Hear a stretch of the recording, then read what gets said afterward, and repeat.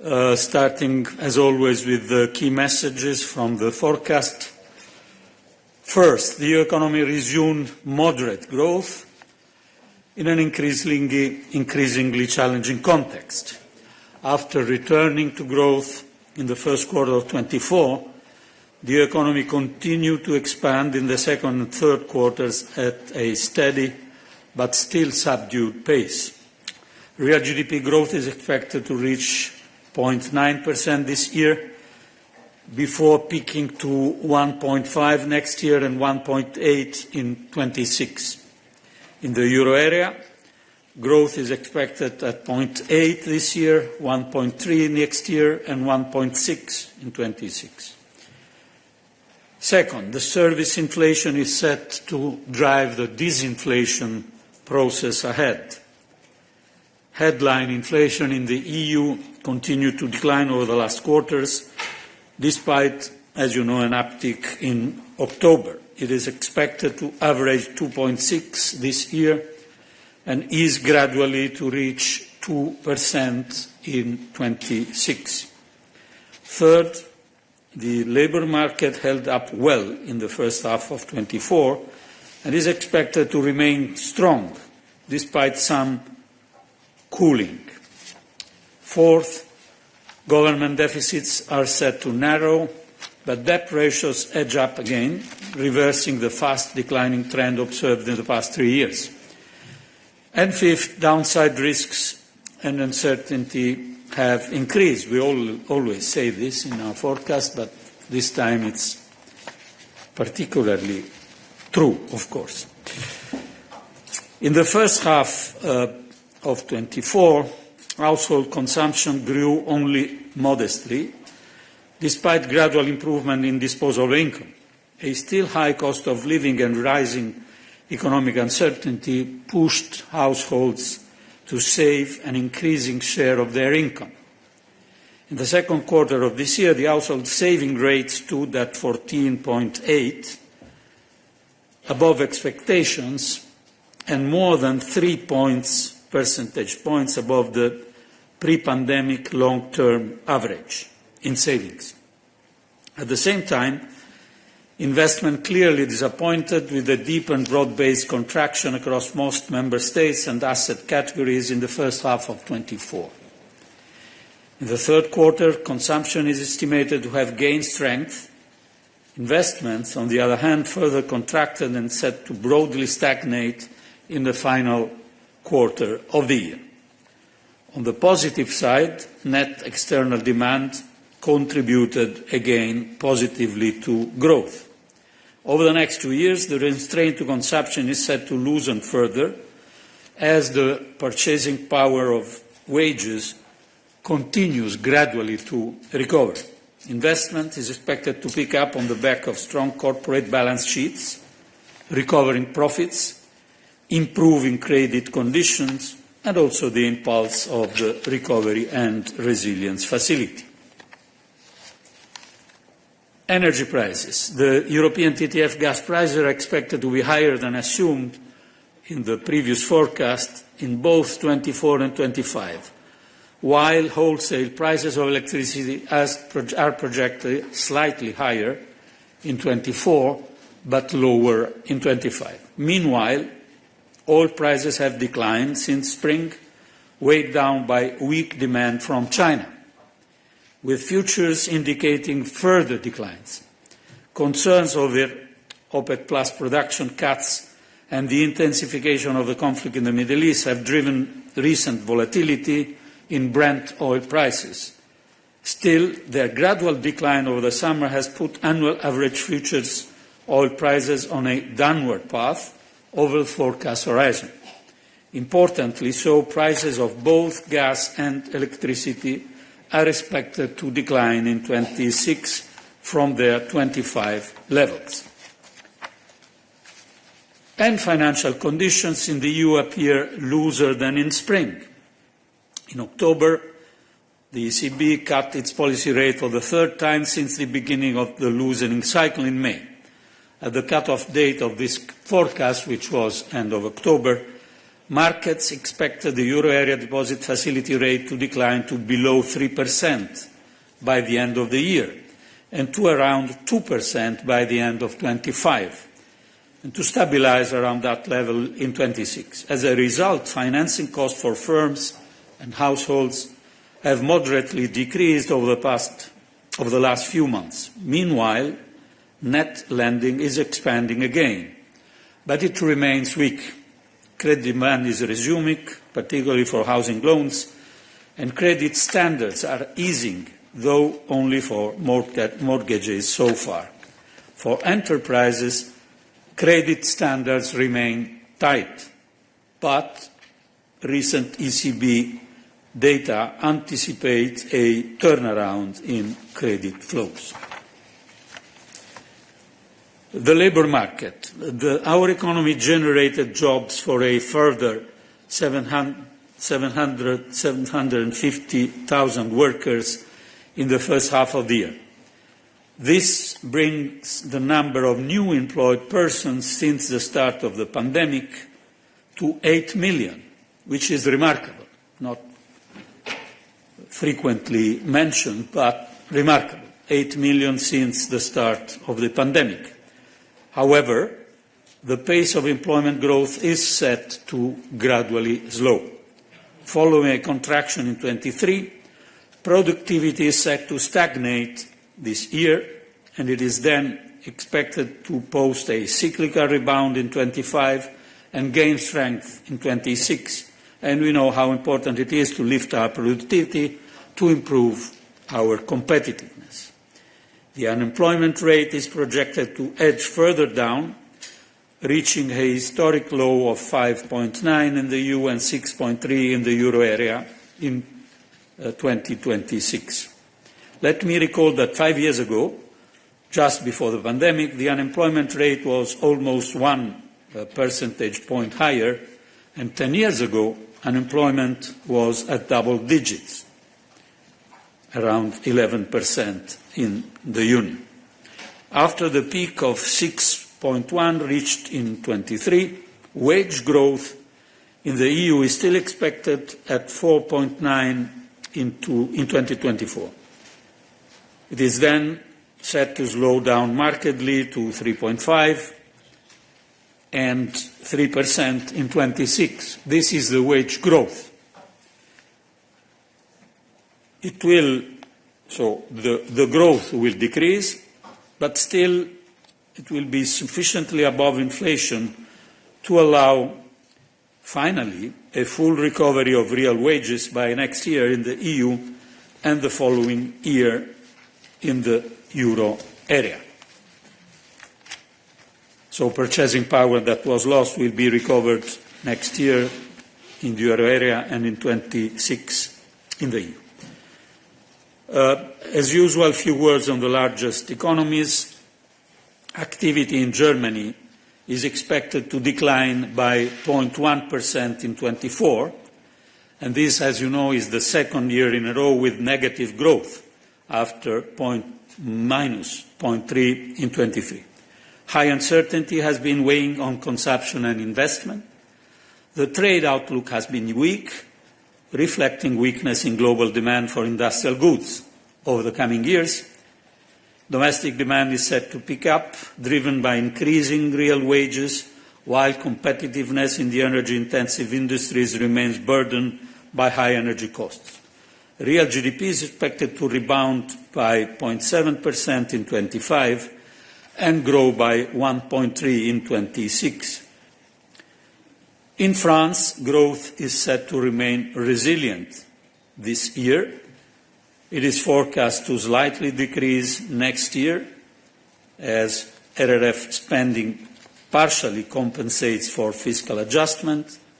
Monetary policy easing and private consumption should support growth.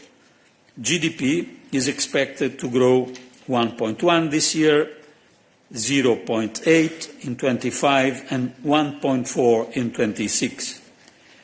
In Italy, real GDP is expected to grow by 0.7 this year, as in 23, exactly the same, with infrastructure investment offsetting the drag on residential construction. RRF-baked investments are planned to pick up in 2025 and 26, driving economic growth up to 1 and 1.2, respectively. In Spain, real GDP is projected to expand robustly at 3% this year and to moderate thereafter at 2.3 in 25 and 2.1 in 26. Private consumption is expected to be supported by dynamic job creation and real income gains for households. Investment growth is projected to improve, underpinned by the implementation of the recovery plan and further easing of financing conditions. After growing by just 0.1% last year, the Polish economy is expected to expand by 3% this year and 3.6% in 25.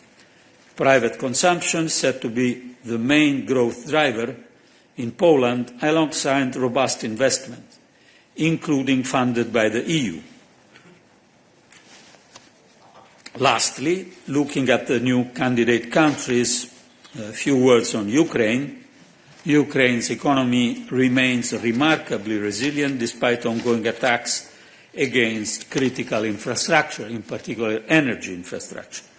Supported by restored export capacity, high defence spending and recovering households' demand, growth is expected to reach 3.5 this year, before easing to 2.8 in 25. Inflation. Inflation in the third quarter of 24 fell faster than expected. In the euro area, it declined from 2.5 in the second quarter to 2.2 in the third. Energy prices still matter. They pushed the euro area inflation down in September to 1.7. below the ECB target, and back up to 2% in October. Going forward, headline inflation euro area is expected to stabilize at 2.2 until mid-25 and to gradually fall to 1.8, which is below the ECB target, by the end of 26. This moderation hinges upon the gradual easing of price pressures in services thanks to slowing wage growth and expected pickup in productivity and supported by negative base effects. As a result, we expect, apart the annual averages, we expect inflation to fall towards target in late 25, so in 1 year from now, in the euro area. While the process of disinflation will continue in all member states, its pace differs widely. Inflation is said to remain higher in Central and Eastern European countries, a pattern that is not new. However, as the energy and food price shock wears off, dispersion of inflation rates is expected to decline gradually, reaching again historical average by 25. Now the fiscal dimension. Budget deficit of the EU as a whole is on a mildly declining path. Deficit is forecast to decrease from 3.1 this year to 2.9, this is the EU average, to 2.9 in 26, both in the EU and the euro area. This year and next year, deficit reduction is supported by budgetary restraint, partly due to the phasing out of energy support measure and also of sizable housing tax credits in my country. The contractionary impact of national fiscal policies on economic activity is expected to be offset in 25 by the accelerating rollout of EU funds, including the RRF. Public debt is projected to increase slightly in the EU from 82.1 in 23 to 83.4 in 26. In the euro area, it is set to rise from 88.9 last year to 90% in 26. This is the debt. This rise reflects the effect of still elevated primary deficits and increasing interest expenditure, which are no longer offset by high nominal GDP growth. Nevertheless, we should remember that this follows a sizable decrease of the debt ratio between 2020 and 2023 of almost 10 percentage points. Rising public debt investment is improving the quality. Rising public investment is improving the quality of expenditure in the EU. The aggregate public investment ratio is currently at 3.6% and is expected to rise at 3.7% of GDP in 2026. And this is a steady increase compared to 5 years ago, when it stood at 3.2% of GDP, or even 10 years ago, when public investment was 3% of GDP. More than half of the projected increase of this amount of public investment is related to investment financed by the RRF and other EU funds, while the rest is due to higher spending by national budgets. So the increase is half from the RRF and half from national budgets. In 2025, most EU countries are projected to spend more on investment financed by their national budget than they did prior to the pandemic. While public investment as share of GDP has been on a growing trend since 2019, the same cannot be said of private investment. In 2026, the end of the forecast, private investment is projected to stand at 17.8, slightly up from the 17.7 of this year, but still below the 2019 level of 18.8. So private investments are not yet to the level they had previously of the pandemic. And so raising the level of private investment is essential to close our investment gaps and strengthen Europe's competitiveness. And this highlights, of course, the pressing need to make real progress with our capital markets union. The budgetary outlook, so this year 10 member states are expected to have a deficit greater than 3% of GDP. This number is set to remain stable in 25, with some variation in country composition, and 9 member states are projected to still show a deficit exceeding 3% in 26. But as usual, the projections for 26 are based on unchanged policies. To conclude with what we call the downside risks and uncertainty, the outlook remains highly uncertain, with risk largely, as we say, tilted to the downside. Russia's protracted war of aggression against Ukraine, the conflict in the Middle East, delays in the implementation of the RRF or a stronger than expected impact from fiscal consolidation could further dampen the resumption of growth. For the moment, our previous forecast is confirmed. As you may remember, more or less this is what we were estimating in spring. But these are the downside risks.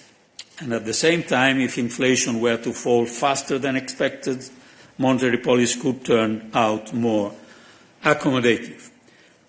And the recent extreme weather events in Spain are a tragic reminder that environmental risks are mounting. And speaking of uncertainty, just a few words on the EU-US relations. Because, of course, the trade relationship between the US and the EU is one of the world's largest and more strategically significant. In the last decade, trade between the EU and the US has more than doubled. In 23, in goods, it reached around 850 billion, and in services added 650 billion. So we are referring to 1.5 trillion. The EU has a trade surplus for goods vis-à-vis the US, worth 1.7 of our GDP, and a deficit for services worth 0.7 of GDP, but this in services is almost entirely driven by one member state, which is Ireland. The level of integration between our economies is such that EU-US trade relations are a stabilizing economic and political force. Despite trade disputes and regulatory divergences, both regions maintain a shared interest in upholding high standards, fair competition and stability in global markets. And in this context, a possible protectionist turn in US trade policy would be extremely harmful for both economies. And the Commission will work with the incoming US administration to advance a strong transatlantic agenda and ensure that international trade channels remain open while making them more secure. To sum up, after the stagnation we had in 23, the European economy is growing again towards the famous soft landing and is set to accelerate over the next 2 years. However, growth remains modest and exposed to important downside risks that I mentioned. This makes it all the more urgent to pursue an ambitious agenda of investments and reforms to strengthen competitiveness and security within the framework of our new economic governance rules. The challenges have been well documented in the Draghi and Letta reports. You know the figures, figures are coming from our services, by the way. 800 billion in additional investment needs for our common priorities, addition, just as governments are also working to bring down debt levels, so the famous narrow path. Where can this mountain of investments come from? On the one hand, from the implementation of the RRF, which has already brought our level of public investment to its highest point in over a decade, as I mentioned. But first of all, it must come from private investment. And here it will be crucial to create the condition for mobilizing private financing on a much greater scale than we have been able to do so far. And finally, part of the answer must also be new common financing instruments for common European public goods. Okay, thank you.